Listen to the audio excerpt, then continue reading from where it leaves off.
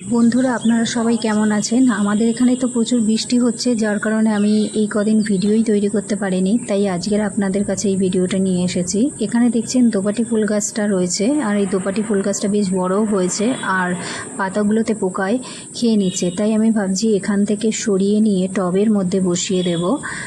সেই জন্যে এখান থেকে আমি তুলছি। আর নিচে দেখছেন অনেক পুদিনা গাছের নতুন নতুন ডাল বার হয়েছে, কারণ এখানে পুদিনা গাছগুলো ছিল। পুদিনা গাছের শিকড় যদি একবার থেকে যায় মাটির মধ্যে, সেখান থেকে কিন্তু আবার নতুন গাছ হতে থাকে। আমি এখান থেকে একটু তুলে নিচ্ছি। এই যে এটা দেখছেন, এটা কিন্তু শিকড় নয়, এটাও হচ্ছে পুদিনা গাছের ডালি এখানে শুকিয়ে মাটির মধ্যে আছে। একটু মাটিটা গোল করে চেপে নিচ্ছি, তাতে বসানোর জন্য আমার একটু সুবিধা হবে। এখানে বেশ অনেকটা জঙ্গল হয়েছে, এই জায়গাটাও আমি পরিষ্কার করে নিচ্ছি। একটু হাত দিয়ে পরিষ্কার করে তারপরে গাছটা তুলবো, কারণ শিকড়টা চারিধারে ছড়িয়ে আছে, বোঝা যাচ্ছে না। তো আমিও এটা তুলে নিলাম, বেশ যাতে শিকড়ের কোনো রকম ক্ষতি না হয়। এই যে এখন যে ভিডিওটা করছি, এখনও কিন্তু বৃষ্টি হয়ে যাচ্ছে। এই বৃষ্টির মধ্যেই আপনাদের জন্য অনেক কষ্ট করে এই ভিডিওটা তৈরি করছি। আর এইখানটায় দেখছেন কিছু সবজি খোলা আছে। আমি এই জায়গাটা একটু ডিপ করে মাটিগুলো সরিয়ে এর মধ্যেই খোসাগুলো দিয়ে দিচ্ছি। এখন তো শুকোনোর কোনো ব্যবস্থা নেই, কারণ রোদ্দুরটা একদমই হচ্ছে না। আমাদের এখানে তো প্রায় বর্ষাকাল পড়েই গিয়েছে। তো আমি এই মাটিটা একটু খুঁড়ে এর মধ্যে সবজিগুলো দিয়ে দিলাম। এর মধ্যে থেকেই যে পচার রসটা বেরোবে, তাই এই বেগুন গাছের শিকড় এই রসগুলো নিয়ে নেবে খাবার হিসাবে। আর এই জায়গাটায়, যে জায়গাটায় ভেন্ডি গাছ বসিয়েছিলাম, এই জায়গাটায় টবটা একটু খালি আছে, আমি এই জায়গাটায় দুটো দোপাটি গাছ দিয়ে দেবো। আপনারাও কিন্তু যে ট্রের মধ্যে এইভাবে সবজির গাছ বসিয়েছেন, সেই ট্রের মধ্যে শুধু সবজি না বসিয়ে যদি কোনো শাক বা পাশে আর একটা যদি ফুলের গাছ বসান, তাহলে কিন্তু আপনার ফলন খুব ভালো পাবেন। আর একটা ব্যাপার থেকে খুব রেহাই পাওয়া যায়, কারণ এই গাছে যখন ফুল হবে, তখন এই ফুলের আকর্ষণে কিন্তু আপনার সবজি গাছকে ক্ষতি করবে না। সেই পোকামাকড়গুলো কিন্তু এই ফুলের উপরই আক্রমণ করবে। আর এখানে দেখছেন আমার হলুদ রঙের লিলি ফুল গাছটা ফুটেছে। আমি এই গাছের ডালগুলো ভালো করে কেটে দিয়েছিলাম, তারপরেই এই নতুন নতুন এই কুঁড়িগুলো বার হয়েছে।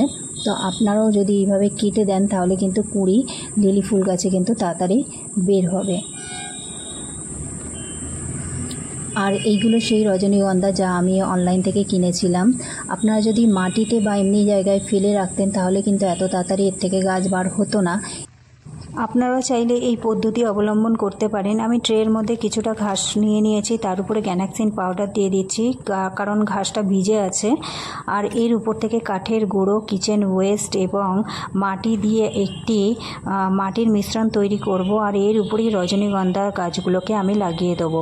কি পরিমাণ মাটি নিয়েছি, কি সার দিচ্ছি, তার সম্পূর্ণ তথ্য আমি রজনীগন্ধার উপর একটি আলাদা ভিডিওতে পোস্ট করব, তার মধ্যে সমস্ত ইনফরমেশন পেয়ে যাবেন। আর এইটার মধ্যে যেটা দেখছেন, এর মধ্যে আমি শুধু কাঠের গুঁড়ো দিয়ে দুটো গাছ বসিয়েছি। এটা আমি দেখব এর মধ্যে কেমন গাছ হয়। আর এই টবের মধ্যে আমি চন্দ্রমল্লিকার কাটিং লাগাবো। এখন থেকে চন্দ্রমল্লিকার কাটিং যদি আপনারা লাগিয়ে দেন, তাহলে শীতকালে যে চন্দ্রমল্লিকাগুলি পাবেন, সেখানে কিন্তু ফুল অনেক হবে এবং গাছও অনেক বুশি হবে।